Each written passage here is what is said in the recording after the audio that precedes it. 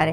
মূলত এই আলসারটি আমাদের সফট টিস্যুতে হয় এবং এটি খুবই পেইনফুল। এই আলসারটি দেখতে ডিম্বাকার বা গোলাকার হয়ে থাকে এবং এটি অনেক সময় সাদা, হলুদ কিংবা গ্রেইশ টাইপের যে কালার রয়েছে সেরকমও দেখায়। এই আলসারটির একটি চেনার উপায় বা যেটি দেখে আমরা বুঝতে পারি বা ডায়াগনোসিস করি যেটি একটি অ্যাপথাস আলসার, সেটি হচ্ছে এই আলসারটা একটি বাউন্ডারির মধ্যে থাকে। আমি প্রথমেই বলেছি এই আলসারটি খুবই পেইনফুল এবং যখন আমরা খাবার খাই সেটি যদি ঝালযুক্ত হয় বা মশলাযুক্ত তখন এই পেইনটি আরও বেড়ে যায়। অ্যাপথাস আলসার হলে মশলাযুক্ত খাবার এবং ঝালযুক্ত খাবার আমরা অ্যাভয়েড করতে পারি এবং সাথে সাথে টক জাতীয় খাবারও আমরা অ্যাভয়েড করতে পারি। এ ধরনের খাবার খেলে আমাদের পেইন একটু বেড়ে যায়। এই আলসারটি আমাদের মুখে একটিও দেখা দিতে পারে অথবা মাল্টিপল বা অনেকগুলো দেখা দিতে পারে। এখন আমরা জেনে নিই যে কি কি কারণে আমাদের অ্যাপথাস আলসার হচ্ছে। মূলত অ্যাপথাস আলসার কোন ভাইরাস বা কোন ফাঙ্গাল বা কোন ব্যাকটেরিয়া দিয়ে হচ্ছে সেটি এখন পর্যন্ত আবিষ্কার হয়নি। অর্থাৎ আমরা এটা শিওর হলাম যে এটি কোনো ব্যাকটেরিয়াল, ফাঙ্গাল কিংবা ভাইরাল ডিজিজ নয়। অনেক সময় পেশেন্ট এসে এরকম